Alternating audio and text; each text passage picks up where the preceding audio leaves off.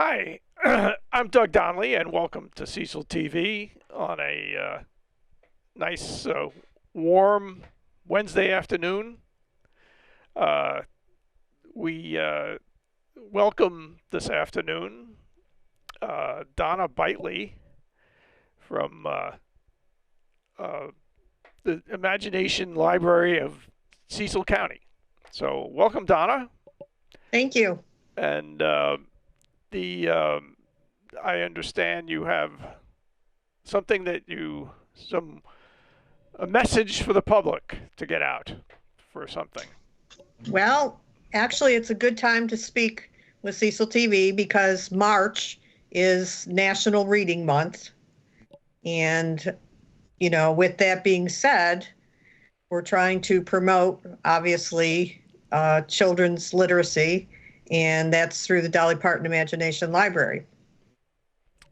I heard a statistic this week that really bothered me, and that was from the National Literacy Institute 2025 survey. They said that the survey showed that 21% of adults in the United States were functionally illiterate or basically had difficulty with basic reading skills. So with that being said, that's very disturbing. That's like 43 million people in the United States. The Dolly Parton Imagination Library's mission is to inspire the love of reading and to do that early. Our program is 0 to 5, and it stresses reading to your child every day.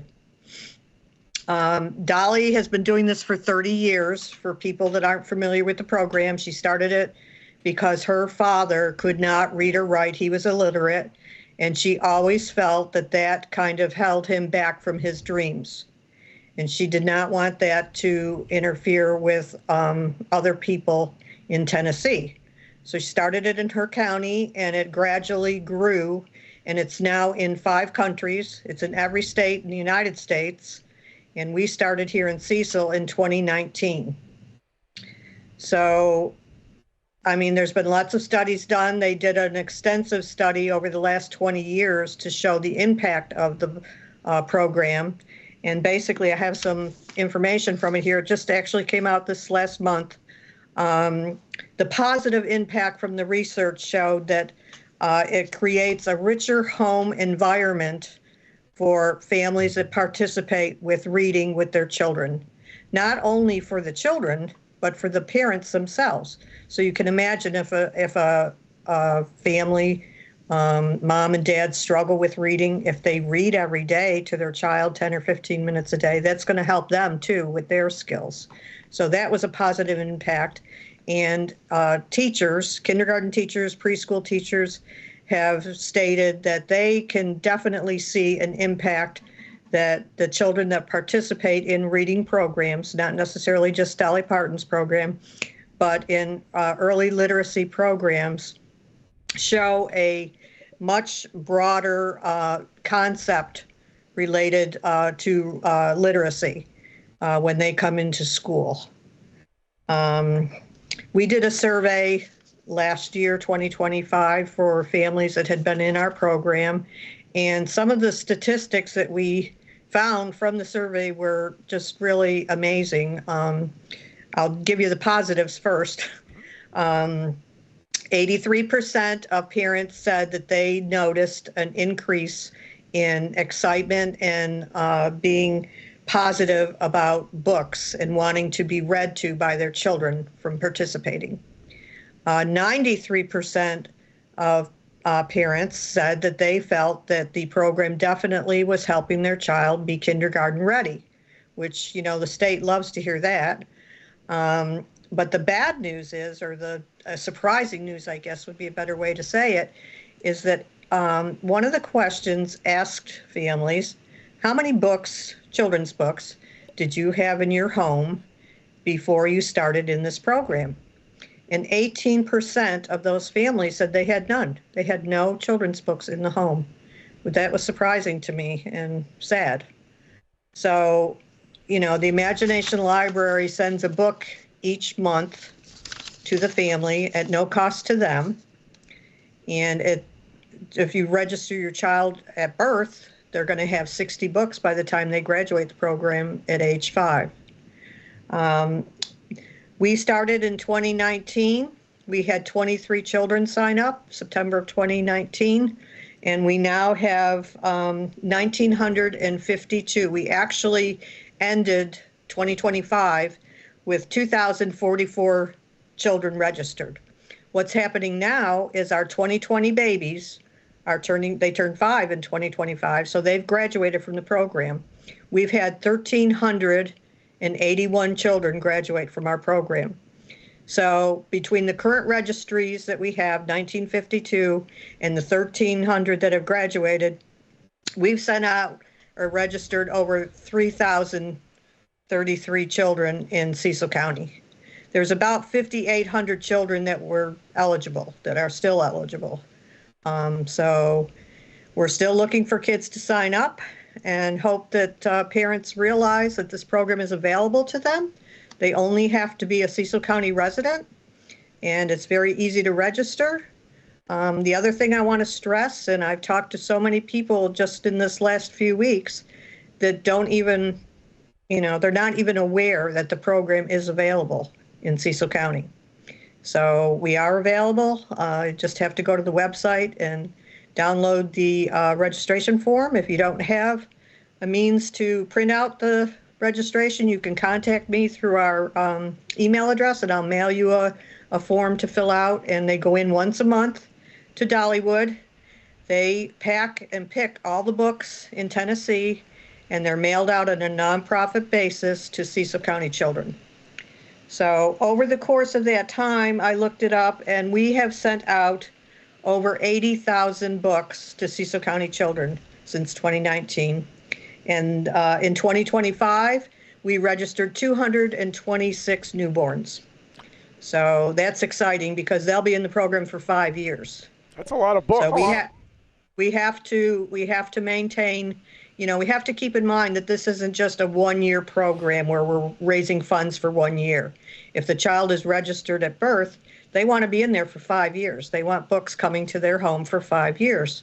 So we kind of have to make sure our funds stretch out to cover that. Two things about books and kids and reading to your kids, etc. My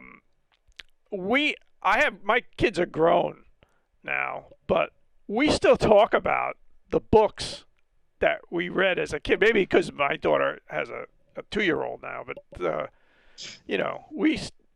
are really valuable times.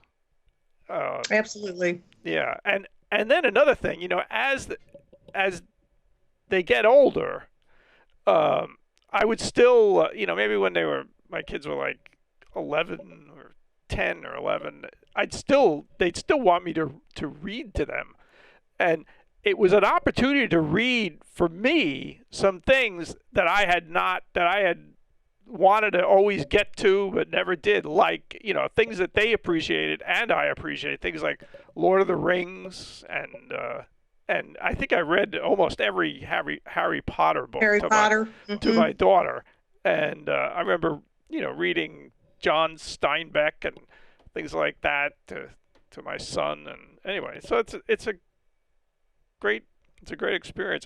It's hard to hear that there are kids growing up in houses with no books at all. Can you imagine? 18% of the people that we surveyed said they did not have any children's books available to their children. That was astounding to me, but that's what it came back as. Yeah. And, talking about the books, the first book that the children get, and I'm probably repeating myself, I've said this so many times, but it's a classic. It's The Little Engine That Could, which I think is everybody knows that book that's, our age now. They know that book. And the kids just love it. I mean, I remember we had a Christmas event and we had Santa Claus there, and we had Santa holding that book, and Santa looked at me and he said, "This is my favorite book." Right. I still have the copy. It was in a book of with a bunch of stories in it. In fact, the name of the book was "Stories That Never Grow Old," Mm-hmm. and has all these a lot of famous fairy tales and stuff. But that's where I was introduced to the little engine that could. The other interesting thing, Doug, with the books themselves is they're not just a book like you would go buy at the bookstore.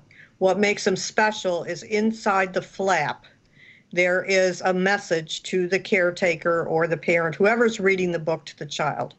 And it starts out with, before you even begin the story with the child, talk to them about the title, talk to them about the colors in the book, and just gives them some suggestions before they even begin to read. Then it goes into, okay, so in the middle of the story, ask the child to explain blah, blah, blah, whatever. Then it tells about the end of the story. And then it goes on, discuss the book after you're done reading. So it's really interacting with your child about what are they comprehending from the story. And, those books are read over and over. If that child loves that book, you're going to read it multiple times to them. And that's where their vocabulary develops. That's where their imagination gets going. So it's all good stuff. Absolutely. So, I guess, do you have any, are there any events coming up or? We're not having any per se fundraisers ourselves right now. We'll have that in the fall. We always have our Fall Family Fun Festival at Fairwind Farms, and we are scheduled to have that in October. That's a real fun event for the kids. They have pony rides and hay rides, and it's just a fun day. But this coming March, we will be at two different events. We'll be at the Cabin Fever event that's being held on March 21st, I believe it is, Saturday. It's going to be 25 vendors or more there at Moore's Chapel in Elkton. The zoo and the Y and a whole bunch of people are going to be there. A lot of people that we don't normally see. So we're hoping families will come out. There'll be crafts for the kids to do. So that'll be a fun thing. And then we are participating with the Chamber of Commerce, Cecil County Chamber of Commerce, and their Mocks and Socks event at Singing Springs. And that's the Thursday, the 26th of March. So we'll be there doing a mock cocktail. It's going to be called Jolene, after the famous song. And we'll have a table set up to register children and give them their first book if they want to join the program. Great. It's funny, Cabin Fever was one of the first events that Cecil TV ever covered Really? Way back 10 years ago. Well, I guess they haven't had it for a few years, and they're getting it back in the calendar, and it sounds like a really great time. A lot of interesting people going to be there set up. Sure. And it's a free event for the families, so it's nice. There were a lot of groups there 10 years ago. All right, Donna, did we leave anything out? Or the only thing I want to stress, and this is something that comes up a lot, is a lot of people think that because it's got Dolly's name on it, that she pays for the whole thing. She does not. The affiliate that is associated with the area that is covered is responsible for paying for the books and registering the children.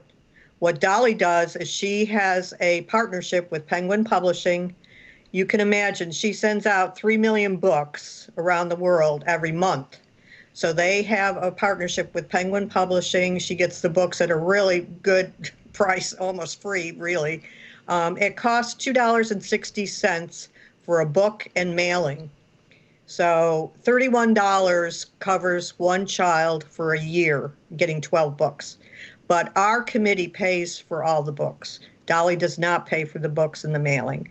She just has all the infrastructure in place to have the database set up to make sure the books are mailed out on time. During COVID, not one book didn't go out. It was amazing. So it kept right on going through COVID. So I just want people to know that. A lot of people think, oh, well, Dolly's got her name on it. She's paying for it. She's not, but she has made it possible for the program to be in existence. So Yeah, that was Thank you, something. Dolly. That was something I wanted to ask you about. So you don't get any funding from the state or. Actually, we have gotten funding the last 2 years through legislation that was passed. It is called the Young Readers Grant, and it basically helps us a little bit, not completely. We're not statewide. There are 17 states in the United States that are covered statewide, what they call statewide funding. We are striving to get there in Maryland. We really want our legislatures to know that this is a program they should get behind. You know, even if they went 50-50 with us, it would help us out immensely. Raising the funds is the hardest part because, like I said, we had over 2,000 children registered at $31 a child. At $62,000 we have to come up with every year. And as I said, we'd like to have a cushion, an escrow account, because 0 to 5, so we've got to go for 5 years. So we're pushing for more state funding. It is now funded through the state of Maryland Library Agency. And they've been wonderful. They've helped us out as much as they can, but they're limited as well. You know, library funds only go so far as well. So we are, partnering with everybody we can think of and talking to everybody we can think of to help us raise the funds to keep these books going. Unfortunately, there are counties in Maryland that are like on a 3-month waiting period. They're really getting down. Their funds are really dwindling. And I would hate to see that happen in the state of Maryland when they're really striving to make Maryland in the top 10 for literacy, a top 10 state. Right. Yeah. Well, people should contact their legislators. Absolutely. And, Please do, people. Please. Yeah. Let them know how important it is to have books come to their children. Okay. Well, on that note, I guess we thank you for coming on. Well, thank you, Doug. I really appreciate you setting it up for us. Thank you. No problem. All right. We'll see you, Donna. Okay, you take care. So long. Bye-bye.